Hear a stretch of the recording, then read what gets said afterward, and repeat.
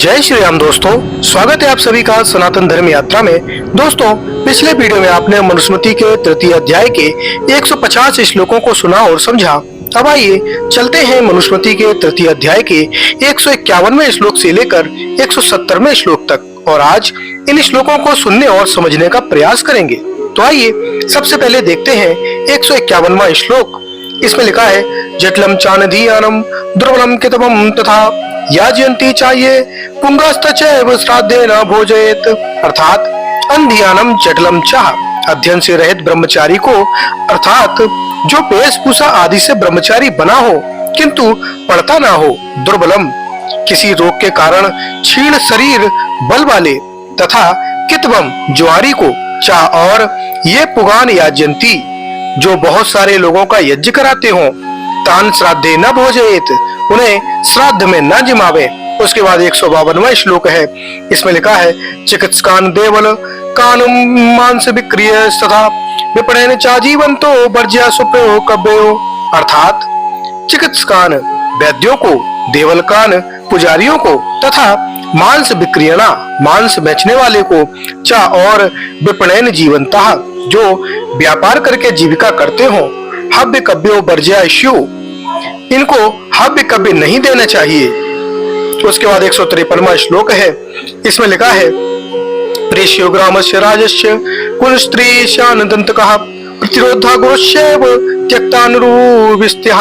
अर्थात ग्रामस्य राज्य च प्रेष्यः, गांव का और राजा का नौकर, उनकी बिगड़े नाखूनों वाला, स्याद दंतकः काले दांत वाला, चा और गुरु प्रतिरोधा एव गुरु का विरोध करने वाला, त्यक्तग्लानि जिसने पंच याग्नियों का त्याग कर दिया है, तथा बादुषी ब्याजखोर, ये श्राद्ध में जिमाने के लिए वर्जित हैं। उसके बाद 154वां श्लोक है। इसमें लिखा है, यक्ष्मीचा पशुपालस्य परिवेत्ता निराकृति ब्रह्मदृष्ट प्रवृत्तिश्च गणमंत एव चाह। अर्थात यक्ष्मी तपेदिक का रोगी, पशुपालः पशुओं को पालने तथा उससे जीविका कमाने वाला, परिवेक्ता बड़े भाई के अविवाहित रहते हुए उससे पूर्व विवाह कर लेने वाला, निराकृति देवताओं और यज्ञादि शुभ कार्यों का खंडन करने वाला, ब्रह्मटिट्ट ब्राह्मणों या वेदों का द्वेषी, चा और परिवित्त छोटे भाई के विवाह पर लेने पर अविवाहित बड़ा भाई, चा और गणव्यंतर एव किसी धर्म विरुद्ध समुदाय का सदस्य, इन्हें भी श्राद्ध में नहीं जिमाना चाहिए। उसके बाद 155वां श्लोक है। उसमें लिखा है, कुशीलवो अविकीर्णो चाब्रपलीप त्रेव चाह पौनभरस्य काणस्य यस्य चोप पतिग्रहे। अर्थात कुशील वह नाचने गाने वाला, अवकीर्णी ब्रह्मचारी, चा और ब्रसलीप्ति एव शूद्रा स्त्री का पति, पौनर्भवा किसी स्त्री के दूसरे पति से उत्पन्न पुत्र, काणः तथा यश ग्रहे उपपति जिसके घर उसकी स्त्री का जार रहता हो, इन्हें भी श्राद्ध में नहीं जिमाना चाहिए। उसके बाद 156वां श्लोक है। इसमें लिखा है, मृतकाध्यापको यश्च मृतकाद्य पितस्तथा शूद्र शिष्यो गुरुश्चैव बागदुष्टा कुंडगोलको।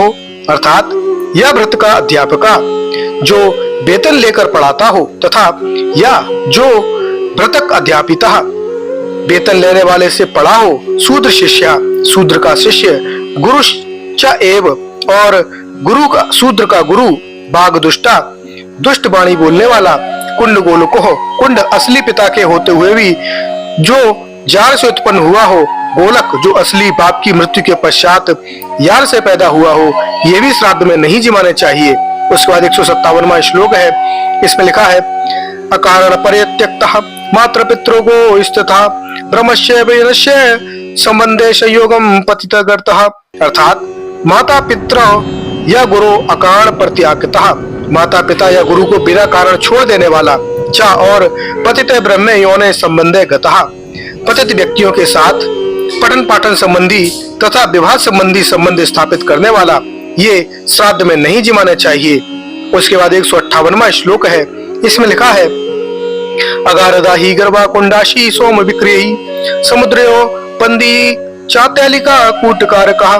अर्थात अगारदाही घर में आग लगाने वाला, गर्दहा विष देने वाला, कुंडाली कुंड नामक संतान के साथ खाने पीने वाला, सोम विक्रयी, सोम औषधि का व्यापार करने वाला।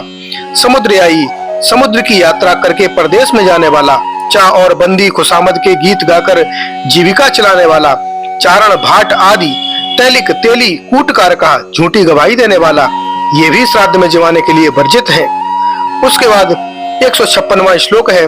इसमें लिखा है, पिता विवदमानस्य कितवो मध्यपश्च पापरोगस्य पितस्य दाम्भिको रस विक्रही, अर्थात चा और पिता पितृ विवदमानः, पिता के साथ झगड़ा करने वाला।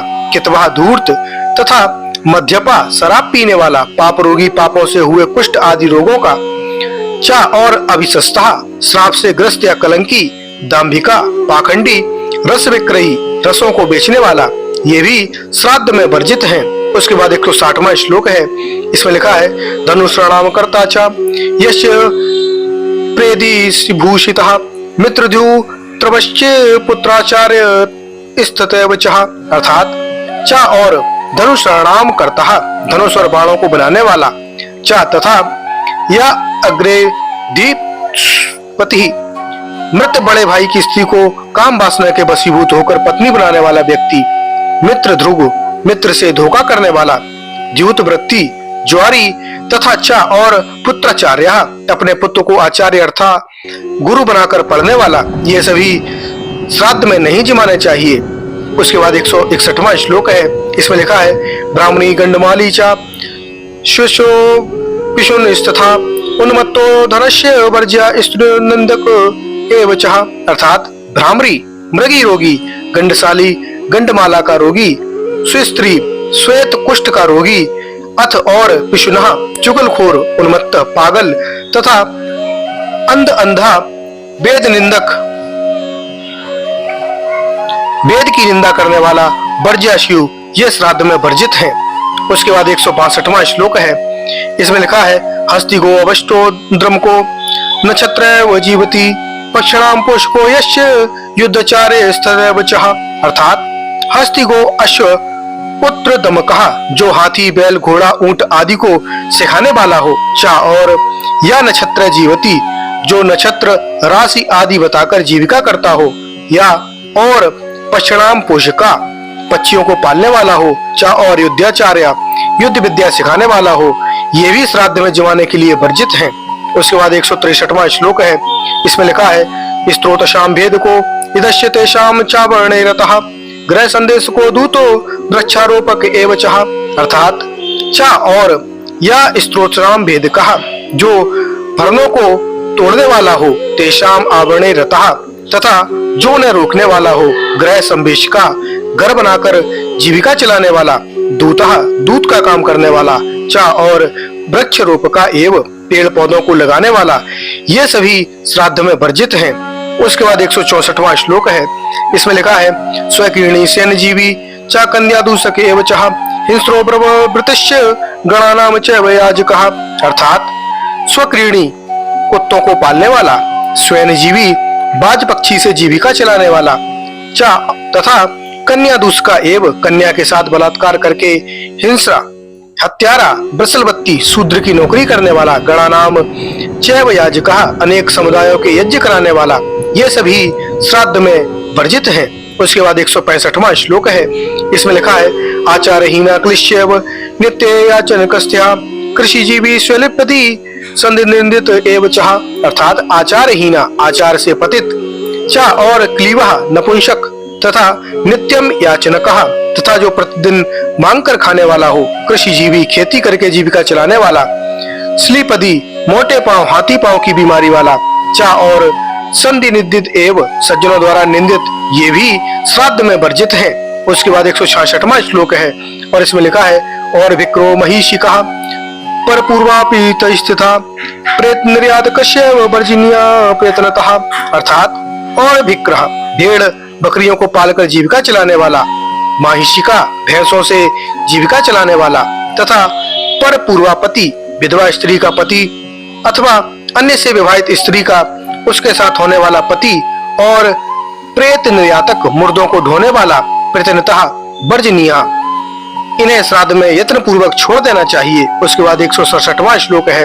इसमें लिखा है एतान बिघरती आचारेण पाण्यत्यान द्विजधमान द्विजातिन द्रो विद्वान मनित्र विवर्जयेन। अर्थात एतान इन ऊपर वर्णित गहित आचारान निंदनीय आचरण वाले अंपक्त्यान श्राद्ध की पंक्ति में बैठाने के अयोग्य द्विजाधमान नीच ब्राह्मणों को द्विज जाति प्रवर विद्वान द्विजातियों में श्रेष्ठ विद्वान व्यक्ति उभयत्र दोनों स्थानों पर अर्थात देव कर्म और पितृ कर्म में विवर्जयित छोड़ देवें। उसके बाद 168वां श्लोक है। इसमें लिखा है ब्राह्मणस्त अधीयमान ग्रहनिष्याम्यति तस्मेन हव्यम न दत्याभ्यम न ही भस्मनि हूयते। अर्थात अंधियाना ब्राह्मण तू बिना पढ़ा लिखा हुआ ब्राह्मण तो तृणाग्नि एवं शाम्यति तिनकों की आग की तरह है जो शीघ्र ही बुझ जाती है। तस्में उसको हव्यम न दातव्यम हव्य आदि दान भाग नहीं देना चाहिए ही क्योंकि भस्मनि न हुयते राख में कभी आहुति नहीं दी जाती। अभिप्राय यह है कि जैसे राख में आहुति देना निरर्थक है वैसे ही राख के समान ब्राह्मणत्व रूपी तेज से हीन ब्राह्मण को भी दान देना निष्फल होता है। उसके बाद 169वां श्लोक है। इसमें लिखा है अपांगत दानेयो दातृभ्य पूर्जा फलोदयः दैवेदहित पितृवा तत्प्रभ्यामशेषतः। अर्थात दैवे हविषि व पितृ देव यज्ञ कर्म अथवा पितृ कर्म में अपांगत ताने पंक्ति में बैठने योग्य ब्राह्मणों को हव्य कव्य देने से दातु या ऊर्ध्या फलोदया भवति दाता को जो परलोक में फल मिलता है उसे अशेषता प्रवक्ष्यामि संपूर्ण रूप से कहता हूँ। उसके बाद 170वां श्लोक है अपांगत के ब्राह्मणों को दान देने से फल की अप्राप्ति। इसमें लिखा है अभृतर्य द्विजय भुक्तम परिवेदाक्ति मिथ्य सिद्धा अपांगिकृते धनस्यैव तद्वय रक्षांसि भुज्यते। अर्थात अव्रत व्रतों के पालन से रहित ब्रह्मचर्य यज्ञ आदि व्रत तथा परिवेत्ता आदवी तथा परिवेत्ता संजक आदि द्वारा चा और अन्य अंपाक्ते भुक्तम जो दूसरे पंक्ति में बैठने के अयोग्य ब्राह्मण हैं उनके द्वारा खाए गए अन्न को वह निश्चय से तत् राक्षसनि भुंजते उसे राक्षस खाते हैं अर्थात वह निष्फल रहता है। तो दोस्तों ये जानकारी आपको कैसी लगी कृपया कमेंट बॉक्स में अवश्य बताइए। बने रहिए सनातन धर्म यात्रा के साथ और लेते रहिए रोचक एवं धार्मिक जानकारियां प्रमाणों के साथ। धन्यवाद। जय श्री राम।